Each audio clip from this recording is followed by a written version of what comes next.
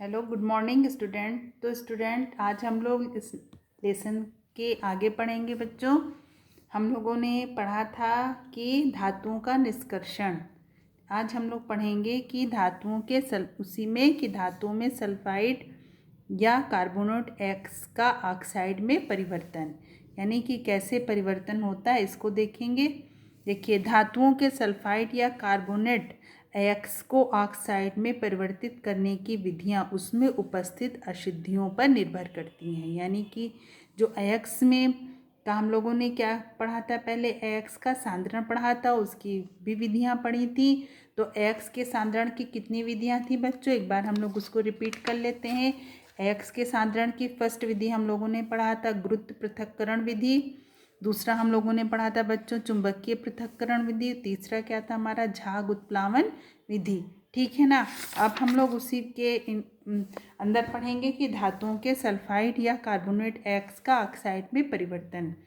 फिर धातुओं के सल्फाइड या कार्बोनेट एक्स को ऑक्साइड में परिवर्तन करने की विधियां उसमें उपस्थित अशुद्धियों पर निर्भर करती हैं। यानी कि उसमें जो अशुद्धियां उपस्थित होती हैं उसी पर डिपेंड करती हैं। क्या कि धातुओं के कार्बोनेट एक्स को ऑक्साइड में परिवर्तित करने की विधियां जो हैं वो अशुद्धियों पर निर्भर करती हैं। जैसे पहला आप इसको समझिए, सांद्रित सल्फाइड एक्स। अभी तक एक्स का सांद्रण होता है पहले, तो उसमें कौन सा एक्स, सांद्रित सल्फाइड एक्स को जब वायु की ऑक्सीजन की उपस्थिति में उसके गलनांक से कम तापक्रम तक गर्म किया जाता है तब ये प्रक्रिया भर्जन कहलाती है। कभी कभी पूछा भी जाता है रोस्टिंग या भर्जन क्या है, तो आप आराम से बता सकते हैं कि जो एक्स सल्फाइड एक्स है वो सांद्रित सल्फाइड एक्स को जब वायु या ऑक्सीजन की उपस्थिति में उसके गलनांक से जब तक कि वो गले ना, उससे गलनांक से कम तापक्रम तक गर्म किया जाए तो ये प्रक्रिया भर्जन कहलाती है। इस क्रिया में अशुद्धियाँ वाष्पित होती हैं जिस कारण धातु के यौगिक के अपचयन में सरलता होती है। अशुद्धियाँ वाष्पित हो जाती हैं यानी भाप बनकर वाष्प बनकर उड़ती हैं और फिर इनमें यौगिकों में जो अपचयन है वो उसका सरलता से होता है। भर्जन मुख्यतः सल्फाइड एक्स में किया जाता है। भर्जन की विधि है वो किस एक्स के लिए है, सल्फाइड एक्स के लिए है। जैसे ZnS zinc sulphide plus oxygen क्या बनाते हैं बच्चों, जिंक ऑक्साइड। अब जो इसके साथ सल्फर है वो सल्फर डाइऑक्साइड बनकर देखिए वाष्पित हो रहा है। यहाँ पर एरो भी बना दिया गया ऊपर की तरफ, ये उड़ा यानी वाष्प बनकर ये उड़ रहा है। अब सेकेंड टाइम पर देखिएगा, सांद्रित एक्स को जब वायु की अनुपस्थिति में, देखिए निष्पादन और भर्जन में एक डिफरेंस है। भर्जन इसमें वायु की उपस्थिति में किया जाता है ये प्रोसेस, और निष्पादन जो है वो वायु की अनुपस्थिति में। जैसे सांद्रित एक्स को जब वायु की अनुपस्थिति में उसके गलनांक से कम ताप तक गर्म किया जाए, ठीक है ना, वायु उसमें उपस्थित ना हो और वो उसके गलनांक से उसे कम ताप पर गर्म किया जाए तब यह प्रक्रिया क्या कहलाती है, निस्तापन कहलाती है। कैल्सिनेशन कहते हैं। इस विधि में कार्बोनेट एक्स के लिए प्रयुक्त है, यानी भर्जन विधि हमारी किसके लिए प्रयुक्त थी, सल्फाइड एक्स के लिए। और ये जो हमारी निष्पादन विधि है ये किसके लिए प्रयुक्त है, कार्बोनेट एक्स के लिए। जैसे जिंक कार्बोनेट को जब देखिए यहाँ पे गर्म किया जा रहा है तो ये किस में बदल रहा है, जिंक ऑक्साइड में। इसी तरीके से जिंक सल्फाइड को जब वायु के देखिए यहाँ पर उपस्थिति में गर्म करते हैं तो जिंक ऑक्साइड बनाता है, और जिंक कार्बोनेट को जब वायु की अनुपस्थिति में, यहाँ पर देखिए वायु उपस्थित नहीं है। अब देखिए यहाँ पर जो बच्चों कैल्सिनेशन है, निस्तापन है, इसमें देखिए वायु की अनुपस्थिति में होता है, इसलिए यहाँ पर ऑक्सीजन नहीं है, और ये वायु की उपस्थिति में होता है इसलिए इसमें ऑक्सीजन है। तो जिंक कार्बोनेट जो होता है यानी कि ये कार्बोनेट एक्स के लिए ही निष्पादन का प्रयोग होता है, और इसमें ये किस में कन्वर्ट हो जाता है, जिंक ऑक्साइड में। और साथ में कार्बन डाइऑक्साइड गैस देखिए ऊपर की तरफ एरो बना रहे हैं, यानी ये ऊपर की तरफ उठकर निकल जाती। फिर कार्बोनेट एक्स को गर्म करने पर विघटित होकर कार्बन डाइऑक्साइड गैस मुक्त करते तथा धातु का ऑक्साइड प्राप्त होता है। यहाँ पर देखिए यही चीज़ है, जब इसको गर्म करते हैं तो जिंक ऑक्साइड प्राप्त हो रहा है यानी धातु का ऑक्साइड है, साथ में जो कार्बन डाइऑक्साइड गैस है ये मुक्त हो जा रही है। तो ये दो चीज़ हम लोगों ने देखा। जो भर्जन है बच्चों वो किसके लिए उपयुक्त होती है? सल्फाइड अयस्क के लिए, ठीक है ना। और ये हमारी जो कैल्सिनेशन है, निस्तापन है, ये कार्बोनेट अयस्क के लिए। दोनों में डिफरेंस ये है कि भर्जन में ऑक्सीजन की उपस्थिति होती है और निस्तापन में, कैल्सिनेशन में ऑक्सीजन की उपस्थिति नहीं होती है। धातुओं के ऑक्साइड का धातुओं में अपचयन, ये नेक्स्ट स्टेप है बच्चों हमारा। जब धातु के जो ऑक्साइड हैं, जैसे जिंक ऑक्साइड जो भी हम लोगों ने देखा, उनका धातु में कैसे अपचयन होता है, इसको पढ़ते हैं। ऑक्साइड अयस्कों के ऑक्साइड में परिवर्तन के पश्चात धातुओं के ऑक्साइड का अपचयन किया जाता है। समझ रहे हैं ना। जब अयस्क के ऑक्साइड जो हैं वो परिवर्तित हो जाते हैं, उसके पश्चात इसको धातुओं के ऑक्साइड में अपचयन किया जाता है। पर धातु ऑक्साइड को अपचायक तथा गालक के साथ मिलाकर गर्म करते हैं, तब धातु द्रवावस्था में प्राप्त होती। इस प्रक्रिया को प्रगलन कहते हैं, स्मेल्टिंग कहते हैं। गालक सरलता से ना पिघलने वाली अशुद्धियों को हटाने में सहायता करता है। प्रगलन प्रक्रिया दो प्रकार की होती है। पहले तो आपको जो ऑक्साइड मिला, जिंक ऑक्साइड, इसके बाद जो इसका नेक्स्ट स्टेप है कि जो धातुओं के ऑक्साइड से अब हम धातु निकालेंगे, यानी जिंक ऑक्साइड से अब हम जिंक प्राप्त करेंगे। तो इसके लिए क्या करते हैं कि अयस्कों के ऑक्साइड में परिवर्तन, यानी कि जब अयस्क हैं वो ऑक्साइड में परिवर्तित हो गए, उसके पश्चात धातुओं के ऑक्साइड का अपचयन, यानी कि धातु के ऑक्साइड है, इसको क्या किया जाता है? इसका अपचयन किया जाता है। धातु के ऑक्साइड का अपचयन किया जाता है। धातु ऑक्साइड को क्या बोलते हैं? धातु ऑक्साइड को अपचायक तथा गालक के साथ मिलाकर, किसके साथ? अपचायक या गालक के साथ मिलाकर गर्म करते हैं, तब धातु द्रव अवस्था में प्राप्त होती है। जैसे कि इस प्रक्रिया को क्या बोलते हैं? प्रगलन। तब ये जब गालक के साथ मिलाकर गर्म करते हैं तो ये किस अवस्था में प्राप्त होती है? द्रवावस्था में। तो ये प्रक्रिया हमारी स्मेल्टिंग यानी प्रगलन कहलाती है। गालक सरलता से ना पिघलने वाली अशुद्धियों को हटाने में, जो गालक हैं वो जो ना पिघले उन अशुद्धियों को हटाने में भी सहायता करता है। और जो प्रगलन की प्रक्रिया क्या होती है बच्चों? वो दो प्रकार की होती है, यानी धातुओं का पिघलना क्या कहलाता है? स्मेल्टिंग, प्रगलन। ये दो तरह से होता है। पहला देखिएगा कार्बन अपचयन विधि, किसके द्वारा होता है ये? कार्बन अपचयन विधि।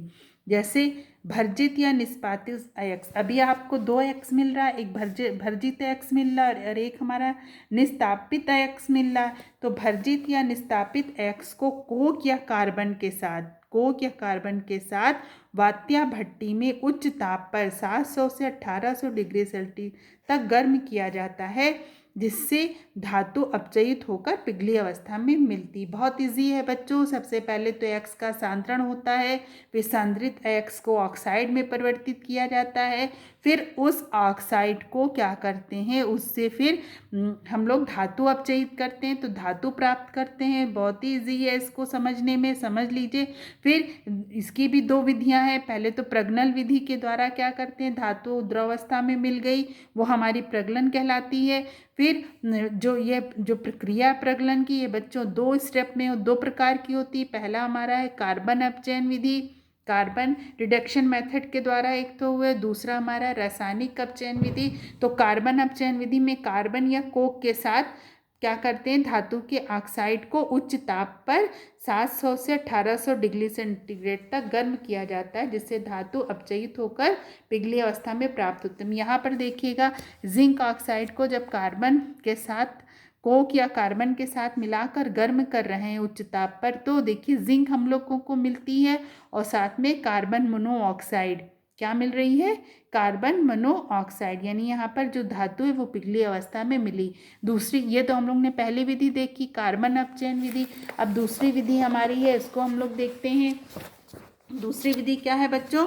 दूसरी विधि है रासायनिक अपचयन विधि, ठीक है ना। इसमें सक्रियता श्रेणी में ऊपर स्थित धातु अपने से नीचे स्थित धातु को उसके लवण के विलयन से विस्थापित कर देती है। इससे पहले बच्चों आप लोगों ने सक्रियता श्रेणी पढ़ा था कि जो ऊपर की धातुएं सक्रियता श्रेणी में, वो नीचे की धातुओं को स्थापित कर देती हैं, यानी उनकी जगह ले लेती हैं।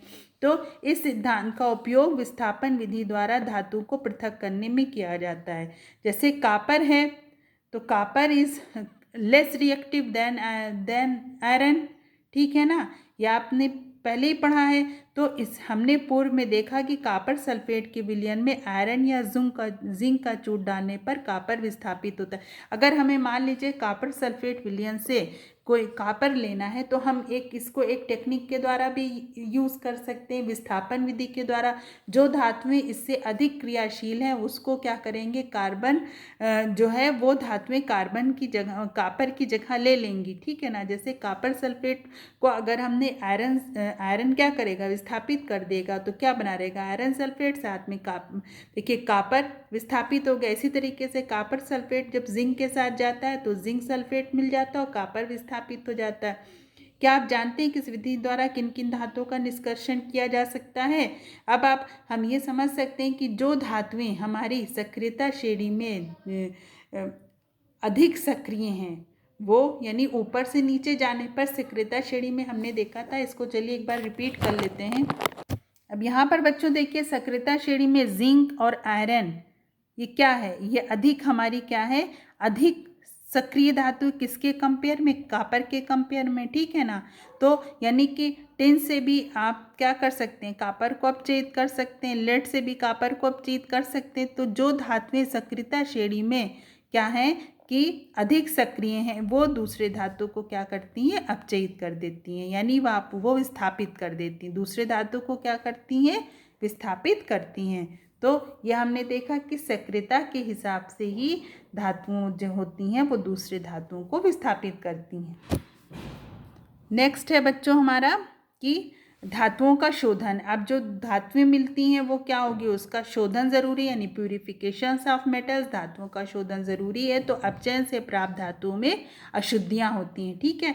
इस धातु को शुद्ध या अपरिष्कृत यानी इम्प्योर मेटल कहते हैं। जो हमारी मुँह मिलती है वो अशुद्ध या इम्प्योर मेटल कहते हैं। धातु को शुद्ध रूप से प्राप्त करने की प्रक्रिया धातु शोधन या धातु परिष्करण कहलाती है। धातु परिष्करण वही है अगर धातु को शुद्ध रूप से प्राप्त किया जाए, ठीक है। धातु शोधन मुख्यतः दो विधियों द्वारा होता है। देखिए दो विधियों द्वारा धातु का शोधन होता है।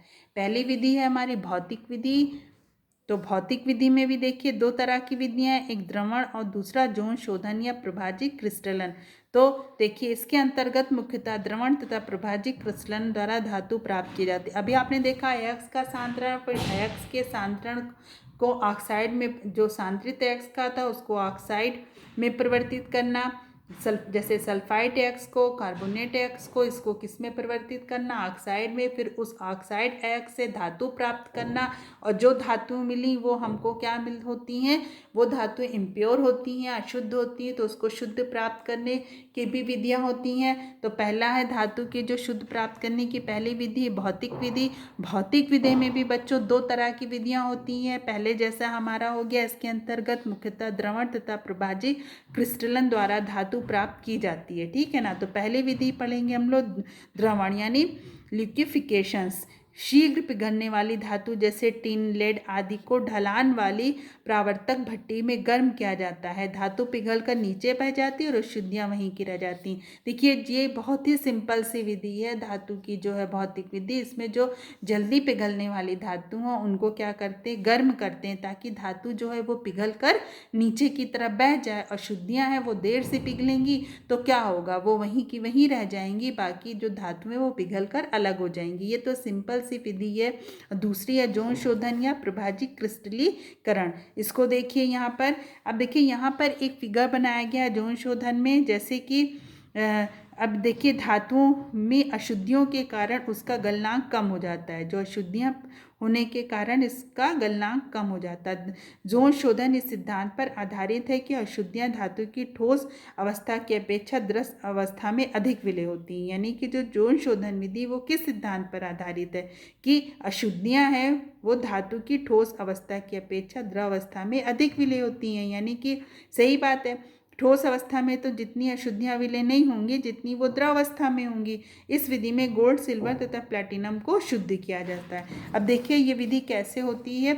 इस विधि में अशुद्ध धातु की छड़ बनाकर उसके एक सिरे पर वृत्ताकार उष्मक से पिघलने तक गर्म करते हुए धीरे धीरे छड़ के दूसरे सिरे तक खिसकाते हैं। यहाँ पर एक वृत्ताकार उष्मक बना लिए हैं सर्किल में, और ये पिघला हुआ क्या अशुद्ध धातु की एक छड़ बना लिए हैं जिसको हमको शुद्ध करना है। फिर अब इसमें क्या करते हैं, धीरे धीरे इसको क्या पिघलाते हैं, दूर तक एक छड़ के एक सिरे से दूसरे सिरे तक ले जाते हैं। तो यानी खिसकाते हैं, ऊष्मक द्वारा धातु के एक भाग पिघल जाता है तथा वो अपने साथ अशुद्धियों को लेते हुए ठोस होती हुई शुद्ध धातु को पीछे छोड़ते हुए दूसरे सिरे की ओर बढ़ता है। यानी कि जो हमारा ये जो ऊष्मक है ये क्या करता है, अशुद्धियों को पिघला लेता है, ठीक है ना, और अपने साथ धातु के एक भाग को पिघला लिया, और जो उसमें अशुद्धियाँ थी वो क्या हुई, इसको लेते हुए और ठोस होती हुई शुद्ध धातु, यानी ये अशुद्धियों को अपने साथ लेता है और जो धातु ठोस होती है शुद्ध धातु वो ठोस होते हुए पीछे की ओर रह जाती है। अब ये अशुद्धियों को लेते हुए अपने साथ दूसरे सिरे तक जाता है। तो यानी कि जो अशुद्ध धातु की छड़ थी वो क्या बन जाती है, शुद्ध हो जाती है। कैसे, इसको फिर से समझ लीजिए। देखिए, ये मान लीजिए कि जिस अशुद्ध धातु जिसको हमें शुद्ध करना है, ठीक है ना, यानी इम्प्योर मेटल को मुझे प्योर करना है, तो हम सबसे पहले फर्स्ट ऑफ हम क्या करेंगे, एक इम्प्योर यानी अशुद्ध धातु की एक छड़ बनाएंगे, ठीक है ना। फिर उसमें हम एक वृत्ताकार ऊष्मक का यूज़ करेंगे, यानी एक सर्किल में जो खूब जिसका टेम्परेचर बहुत अधिक होगा उसका एक यूज़ करेंगे। और जब हम इस विधि में क्या करेंगे, इस सर्किल को यहाँ से एक छड़ के एक सिरे पे ले जाएंगे, ठीक है ना। जब छड़ के एक सिरे को ले जाएंगे तो क्या होगा कि उसके एक सिरे को वृत्ताकार ऊष्मक से पिघलने तक गर्म करते हुए धीरे धीरे छड़ के दूसरे सिरे तक ले खिसकाते हैं। फिर ऊष्मक द्वारा धातु का एक भाग पिघल जाता है, जो ऊष्मक द्वारा धातु का मान लीजिए एक भाग पिघल गया तो वो अपने साथ क्या करेगा, वृत्ताकार ऊष्मक अपने साथ अशुद्धियों को लेता जाएगा और ठोस धातु जो पीछे की ओर ठोस शुद्ध धातु पीछे की ओर छूटती जाएगी। इसी तरीके से पूरी रॉड पे जब हम ऐसा करते हैं छड़ पर तो क्या होता है, पूरी रॉड हमारी शुद्ध हो जाती है और जो ये अपने साथ अशुद्धियों को लेता हुआ निकल जाता है। फिर ये प्रक्रिया को बार बार दोहराते हैं, ठीक है ना, यानी कि ये इस प्रकार दूसरे सिरे तक अधिक अशुद्धियाँ पहुंच जाती हैं। अब यहाँ से अगर हम यहाँ तक खिसकाएंगे तो क्या होगा, यानी कि अशुद्धियाँ एक सिरे पे जाके इकट्ठा हो जाएंगी दूसरे सिरे पर तथा बचा हुआ भाग शुद्ध हो जाता, बाद में बचा हुआ भाग शुद्ध होता जाता है। इस प्रक्रिया को बार बार दोहराने से अति शुद्ध धातु प्राप्त होती है। अशुद्धियाँ युक्त दूसरे सिरे को काटकर पृथक कर लिया जाता है। ये विधि आप बहुत ईजी समझ में आ गई होगी कि सबसे पहले एक अशुद्ध धातु की राड बना लेते हैं, एक वृत्ताकार ऊष्मक लेते हैं, फिर क्या करते हैं, उस वृत्ताकार ऊष्मक को अशुद्ध धातु के एक सिरे से दूसरे सिरे तक ले जाते हैं। जब ये पहले सिरे की ओर जाता है थोड़ी देर बाद क्या होता है, इसमें जो धातु के साथ ये अशुद्ध धातु थी ना तो इसमें अशुद्धियाँ थी, ये अशुद्धियाँ किसके साथ आ जाती हैं, इसके वृत्ताकार ऊष्मक के साथ होती हुई चली जाती हैं इसके साथ। उसके बाद जो दूसरे सिरे पर यही प्रक्रिया बार बार करने से दूसरे सिरे पर क्या होगी, अशुद्धियाँ अधिक इकट्ठा हो जाती हैं और एक सिरे से यहाँ तक का भाग इसका पूरा क्या होता है, शुद्ध धातु प्राप्त हो जाती है। और जहाँ पर अशुद्धियाँ बहुत अधिक हो जाती हैं उसके सिरे को काट कर वहाँ से निकाल लिया जाता है। इसको आप लोग पढ़िएगा ताकि अच्छे से समझिए। फिर अब यहाँ पर देखते हैं फर्स्ट सेकेंड स्टेप हमारी रासायनिक विधि। ये दो विधि तो हम लोग ने भौतिक विधियाँ पढ़ा, सेकेंड विधि हम क्या पढ़ेंगे, रासायनिक विधि। कुछ धातुओं का रासायनिक विधियों द्वारा भी शोधन किया जाता है, यानी रासायनिक विधि द्वारा भी धातुओं का शोधन होता है। अधिक शुद्ध धातु को प्राप्त करने के लिए विद्युत अपघटन विधि का प्रयोग किया जाता है। अशुद्ध धातु की मोटी छड़ बनाकर इलेक्ट्रोड तथा शुद्ध धातु की पतली छड़ ऋण इलेक्ट्रोड के रूप में प्रयुक्त होती है। यानी अशुद्ध धातु की मोटी छड़ धन इलेक्ट्रोड का कार्य करती है, शुद्ध धातु की पतली छड़ ऋण इलेक्ट्रोड का कार्य करती है। इस धातु के लवण के घोल को विद्युत अपघट के रूप में प्रयुक्त किया जाता है। तो आप लोग पीछे देखिए, यहाँ पर आप लोग के एक स्टेप बना हुआ है बच्चों, ये देखिए दो है ना, एक हमारा है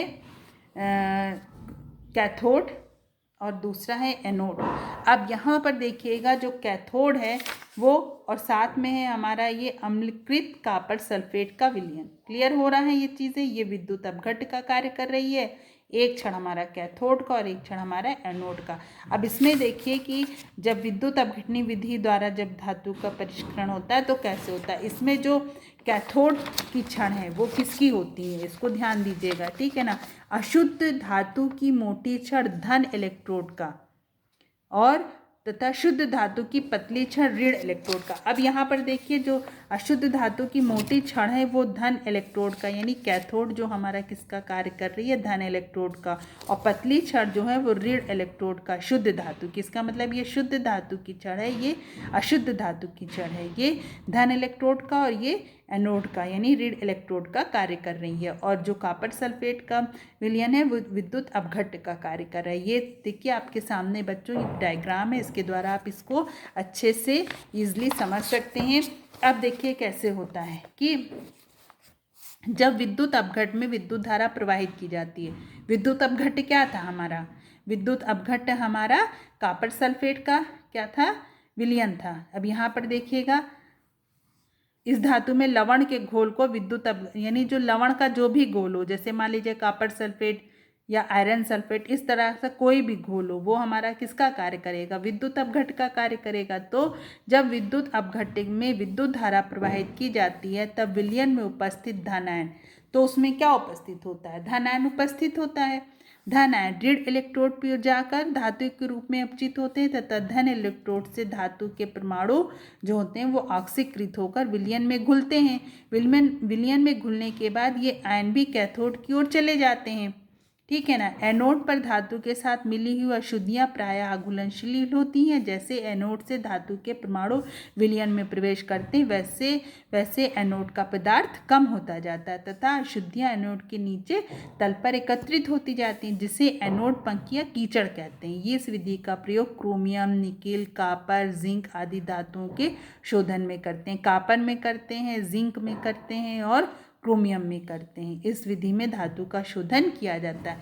अब यहाँ पर समझिए आयरन नहीं बच्चों, जिंक का करते हैं इसमें, ठीक है ना, क्योंकि जो जिंक का कर लेते हैं, कॉपर का कर लेते हैं, क्रोमियम का करते हैं, आदि धातुओं का शोधन होता है। अब यहाँ पर देखिए फिर से इसको समझ लीजिए कैसे। मान लीजिए विद्युत अपघट्य है हमारा, मान लो कॉपर सल्फेट विद्युत अपघट्य है, ठीक है ना, जिसमें विद्युत धारा आपने दिया। जब विलयन में अब विलयन में क्या उपस्थित होगा, धन आयन यानी धातु आयन, मान लीजिए C+, ठीक है ना। यहाँ पर देखिए C+2 उपस्थित है ना, C+2 क्लियर है ना। तो ये C+2 ये क्या कहलाएगा, हमारा धातु आयन, ठीक। अब ये धातु आयन क्या होता है, धन आयन यानी धातु आयन ऋण इलेक्ट्रोड पर जाकर धातु के रूप में अपचयित होता है। किस पर जाकर अपचयित होता है, ऋण इलेक्ट्रोड पर जाकर धातु के रूप में अपचयित होता है, यानी कि ऋण इलेक्ट्रोड पर जाता है। ये जिसमें थोड़ा उल्टा बना दिए डायग्राम को, इसको ऋण इलेक्ट्रोड की ओर जाना चाहिए। तो कैथोड तो हमारा धन इलेक्ट्रोड की ओर कार्य कर रहा है, ये हमारा ऋण इलेक्ट्रोड की ओर, एनोड हमारा ऋण इलेक्ट्रोड की ओर कार्य करेगा। तो बच्चों यहाँ पर थोड़ा सा यहाँ पर जो है वो उसको आप लोग समझ लीजिए। कैथोड जो मिसअंडरस्टैंडिंग है पहले उसको क्लियर कर लीजिए बच्चों। देखिए रासायनिक विधि मैं फिर से इसको आपको समझा दे रही हूँ। देखिए रासायनिक विधियाँ में क्या होता है, कुछ धातुओं का रासायनिक विधियों द्वारा भी धातु का शोधन होता है, क्लियर हुआ ना।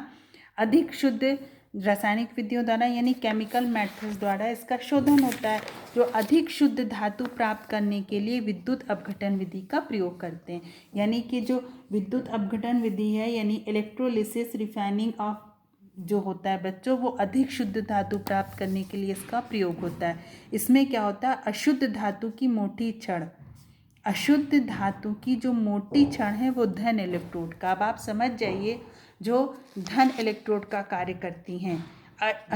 अशुद्ध धातु की मोटी छड़ उसका किसका कार्य करती, धन इलेक्ट्रोड का।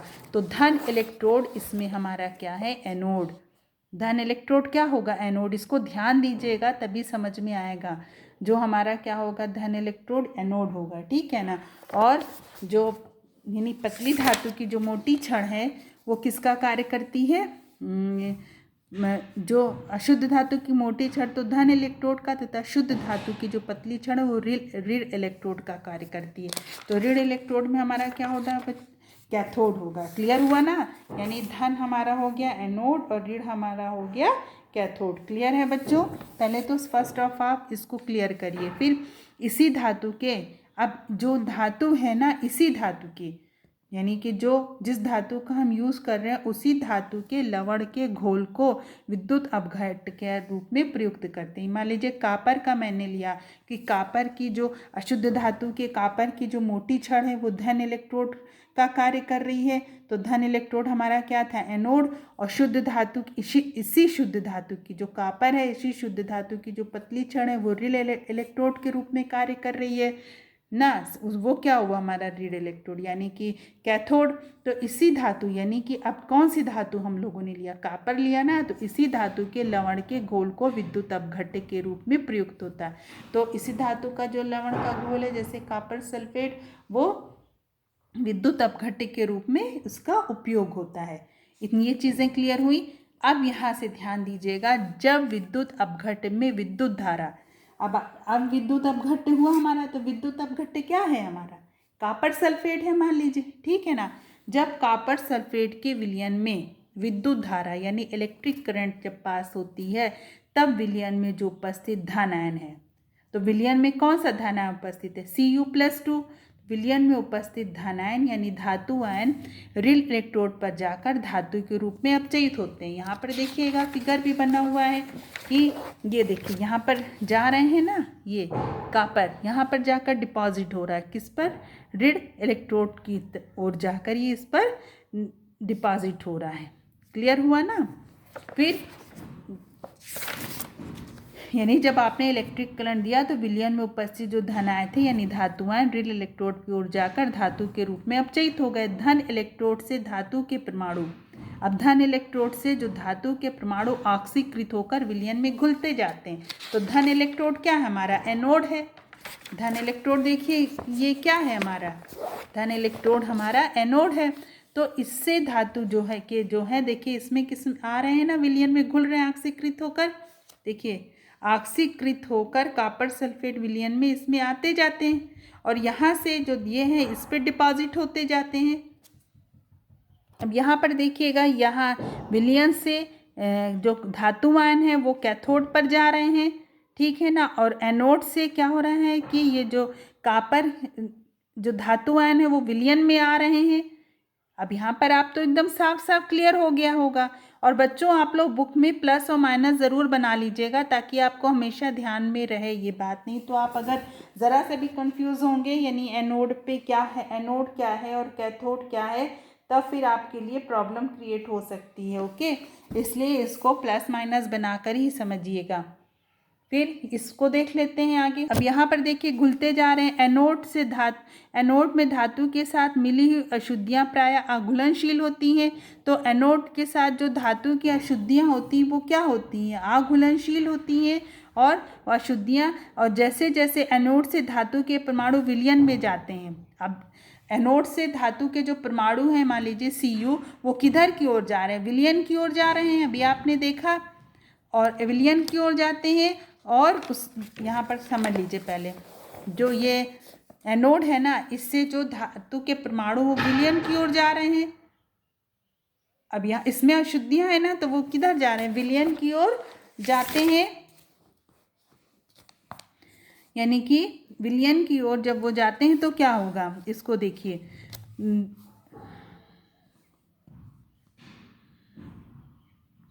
विलयन में घुलने के बाद ये आयन भी कैथोड की ओर चले जा रहे थे। अभी हमने देखा विलयन में जो परमाणु आयन गए वो किधर जा रहे थे, वो भी कैथोड की ओर जा रहे थे। एनोड से धातु के साथ मिली अशुद्धियाँ प्रायः आघुलनशील होती, जो एनोड में जो धातु की अशुद्धियाँ होती हैं वो प्रायः आघुलनशील होती। जैसे जैसे एनोड से धातु के परमाणु विलयन में प्रवेश करते हैं, जैसे जैसे क्या होता है, धातु के जो जैसे जैसे एनोड से धातु के जो परमाणु विलयन में जाते हैं वैसे वैसे एनोड का पदार्थ कम हो जाता है।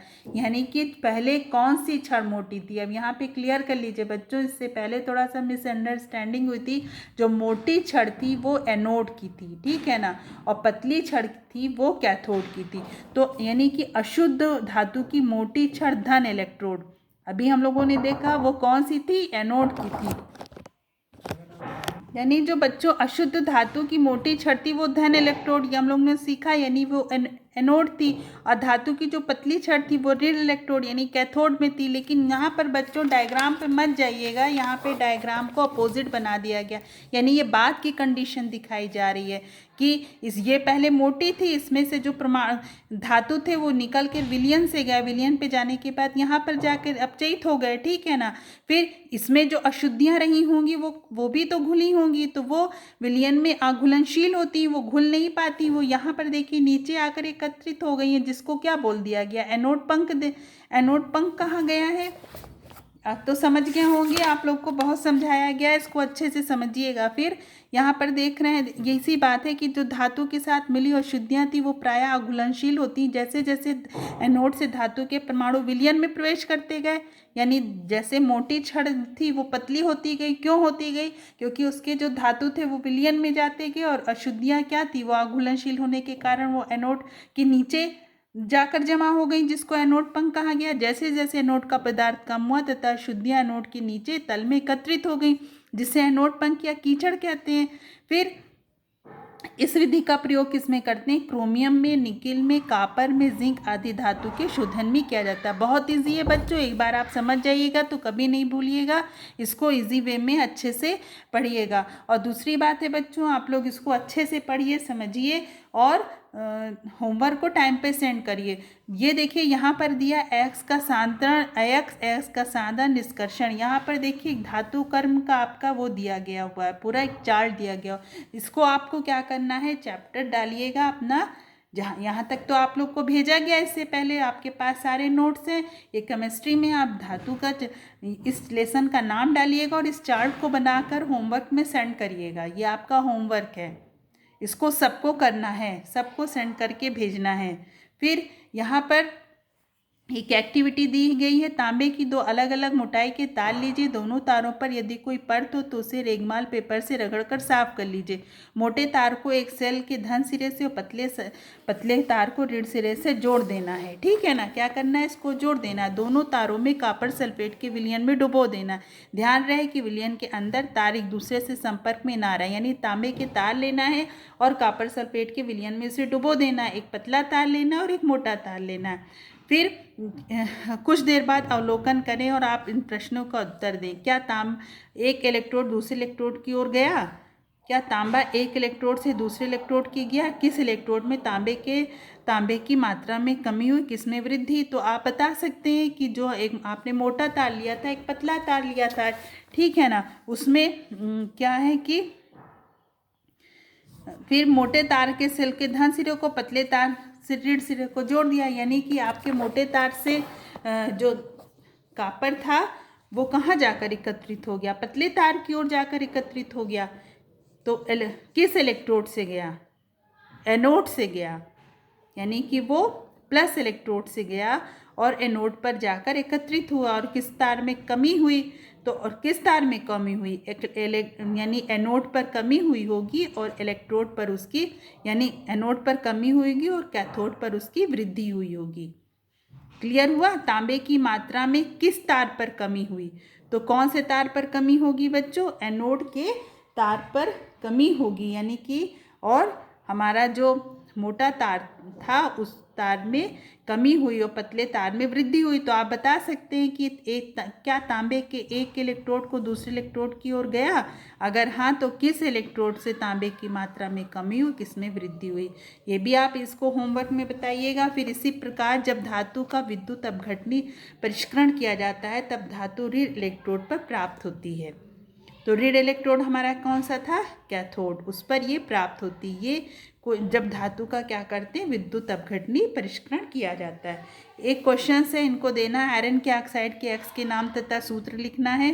फिर सल्फाइड एक्स किस विधि द्वारा सांद्रित किया जाता है, सोडियम पोटेशियम तथा कैल्शियम धातुओं को उनके यौगिक से विद्युत अपघटन द्वारा प्राप्त किया जाता है, क्यों। ये फर्स्ट सेकेंड और थर्ड, ये तीनों क्वेश्चंस के आंसर और उस चार्ट को बच्चों आपको एज ए होमवर्क में सेंड करना है। नेक्स्ट वीडियो में हम पढ़ेंगे लोहा से कैसे हमको प्राप्त होता है, क्या इसकी प्रोसेस है। ओके बच्चों, वीडियो को अच्छे से देखिए और जो अभी आपको यहाँ पर बताया गया है इलेक्ट्रोलाइटिंग में रिफाइनिंग ऑफ कॉपर, उसको अच्छे से समझिए और पढ़िए। ओके बच्चों, टेक केयर, बाय बाय।